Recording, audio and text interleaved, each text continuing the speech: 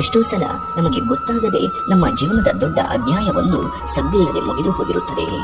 ತಾಯಿ ಎನ್ನುವುದು ಪರ್ಯಾಯವಿಲ್ಲದ ಆಶೀರ್ವಾದದ ಅಕ್ಷಯ ಪಾತ್ರೆ. ಮನುಷ್ಯ ಎಷ್ಟೇ ಜಾಣನಾಗಿದ್ದರೂ ಕೂಡ ನಾಳೆಯ ದಿನ ಹೇಗಿರುತ್ತದೆ ಎಂದು ತಿಳಿಯಲಾರದಷ್ಟು ದಡ್ಡನಾಗಿರುತ್ತಾನೆ. ಒಂಟಿ ಜೀವನ ನಮ್ಮ ಆಯ್ಕೆಯಲ್ಲ, ಕೆಲವು ಸ್ವಾರ್ಥಿಗಳು ಕೊಟ್ಟ ಕೊಡುಗೆ. ಸುಂದರ ಶರೀರದೊಳಗಿನ ಕೆಟ್ಟ ಮನಸ್ಸು ಬಂಗಾರದ ಪಾತ್ರೆಯಲ್ಲಿರುವ ಹಳಸಿದ ಅನ್ನವಿದ್ದಂತೆ. ವಿನಯವಿಲ್ಲದ ವಿದ್ಯೆ, ಗುಣವಿಲ್ಲದ ರೂಪ, ಸಮಯಕ್ಕೆ ಉಪಯೋಗಕ್ಕೆ ಬಾರದ ಹಣ, ಅರಿತವಿಲ್ಲದ ಆಯುಧ, ಹಸಿವಿಲ್ಲದ ಊಟ ಹಾಗೂ ಪರೋಪಕಾರವಿಲ್ಲದ ಜೀವನ ವ್ಯರ್ಥ.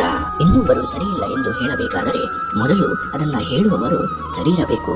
ಅವರು ಸರಿಯಿದ್ದರೆ ಮಾತ್ರ ಬೇರೆಯವರ ಅರ್ಹತೆ ಬಗ್ಗೆ ಮಾತನಾಡುವ ಯೋಗ್ಯತೆ ಬರುತ್ತದೆ.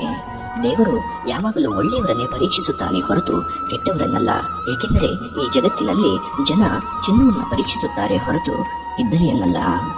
ಮೌನಕ್ಕೆ ಮಾತನಾಡಲು ಬರುವುದಿಲ್ಲ ನಿಜ, ಆದರೆ ಮೌನ ಮಾತಾಡಿದ್ದೇ ಆದರೆ ಆ ಮಾತುಗಳನ್ನು ಕೇಳಿಸಿಕೊಳ್ಳುವಷ್ಟು ಶಕ್ತಿ ಯಾವ ವ್ಯಕ್ತಿಗೂ ಇರುವುದಿಲ್ಲ. ಬದಲಾವಣೆ ಅಸಾಧ್ಯ ಎಂದು ತಿಳಿದ ಮೇಲೆ ನಾವೇ ಬದಲಾಗುವುದು ಉತ್ತಮ. ನಂಬಿಕೆ ಎನ್ನುವ ಮೆಣುಕು ದೀಪಕ್ಕೆ ಎಲ್ಲವನ್ನು ತೋರಿಸಲು ಸಾಧ್ಯವಾಗದಿದ್ದರೂ ಕೂಡ ಮುಂದಿನ ಹೆಜ್ಜೆಯನ್ನಿಡಲು ಸುರಕ್ಷಿತವಾದ ಸ್ಥಳವನ್ನು ತೋರಿಸುತ್ತದೆ. ಹೊಸ ನೀರು ಬಂದಾಗ ಹಳೆ ನೀರನ್ನ ಚೆಲ್ಲುವುದು ಎಷ್ಟು ಸತ್ಯನೋ, ಹೊಸಬರು ಸಿಕ್ಕಾಗ ಹಳಬರನ್ನ ನಿರ್ಲಕ್ಷಿಸುವುದು ಅಷ್ಟೇ ಸತ್ಯ. ಒಂದು ಮಾತು ನೆನಪಿರಲಿ, ಅಂದವನ್ನ ನೋಡಿದರೆ ದಿನಕ್ಕೊಬ್ಬರು ಇಷ್ಟವಾಗುತ್ತಾರೆ, ಮನಸ್ಸನ್ನ ನೋಡಿದರೆ ಜೀವನಕ್ಕೆ ಒಬ್ಬರೇ ಇಷ್ಟವಾಗುತ್ತಾರೆ. ಗುಣವಂತನಾದ ಗಂಡನ ಜೊತೆ ಗುಡಿಸಲಲ್ಲಿಯೂ ಇರಬಹುದು, ಆದರೆ ಅರ್ಥ ಮಾಡಿಕೊಳ್ಳಲಾರದ ಗಂಡನ ಜೊತೆ ಅರಮನೆಯಲ್ಲಿ ಕೂಡ ಇರಲು ಸಾಧ್ಯವೇ ಇಲ್ಲ. ಸಂತೋಷದಲ್ಲಿದ್ದಾಗ ಕೊಟ್ಟ ಮಾತು ಎಷ್ಟು ಮುಖ್ಯನೋ ಅದೇ ರೀತಿ ನೋವಿನಲ್ಲಿದ್ದಾಗ ಕೂಡ ಆ ಮಾತನ್ನ ಉಳಿಸಿಕೊಳ್ಳುವುದು ಅಷ್ಟೇ ಮುಖ್ಯ. ನಿಮ್ಮ ಸಮಸ್ಯೆಗಳನ್ನ ಆದಷ್ಟು ಸಂಬಂಧಿಕರಲ್ಲಿ ಹೇಳಿಕೊಳ್ಳಬೇಡಿ, ಏಕೆಂದರೆ ಅನುಕಂಪ ತೋರುವುದಕ್ಕಿಂತ ಮತ್ತೊಬ್ಬರಿಗೆ ಹೇಳಿಕೊಂಡು ನಗುವವರೇ ಹೆಚ್ಚು. ಎಲ್ಲರೂ ಕೂಡ ನಮ್ಮವರೆಂಬ ಭ್ರಮೆ ಬಹಳ ಇತ್ತು. ಹಿಂದೆ ತಿರುಗಿ ನೋಡಿದಾಗ ನನ್ನ ನೆರಳು ಮಾತ್ರ ನನ್ನ ಜೊತೆ ಇತ್ತು. ಒಂದು ಮಾತಂತೂ ಸತ್ಯ, ಹಣ ಸಂಪತ್ತನ್ನು ಬದಲಿಸಬಹುದು, ಆದರೆ ಹಣ ಹೆಣವನ್ನ ಬದುಕಿಸಲಾರದು.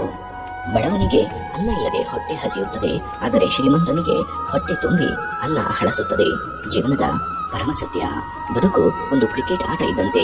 ಸುತ್ತಲೂ ಇರುವವರು ನಮ್ಮೂರೆಂದು ಕಂಡರೂ ಕೂಡ ಅವರೆಲ್ಲರೂ ನಮ್ಮ ಸೋಲಿಗಾಗಿ ಕಾದು ಕುಳಿತಿರುತ್ತಾರೆ ಎಂಬುದು ಸತ್ಯ. ಆಸೆ ಮನುಷ್ಯನದು, ಆಯಸ್ಸು ದೇವರದು. ಗೌರ್ಮೆಂಟ್ ಕೆಲಸ ಇದ್ರೆ ಟೆನ್ಷನ್ ಇಲ್ಲ, ಪ್ರೈವೇಟ್ ಕೆಲಸ ಇದ್ರೆ ಪೆನ್ಷನ್ ಇಲ್ಲ.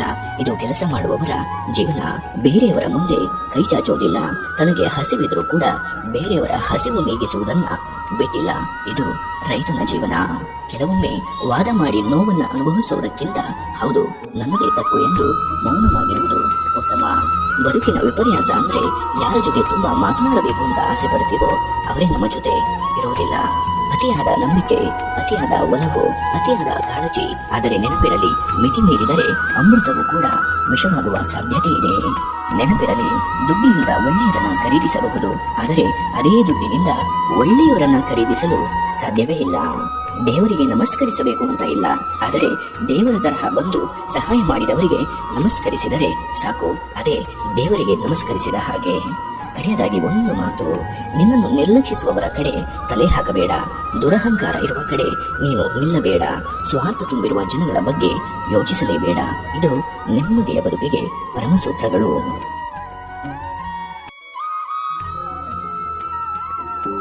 ನಮಸ್ಕಾರ, ನಾನು ನಿಮ್ಮ ಸೋನು ಶ್ರೀನಿವಾಸ್.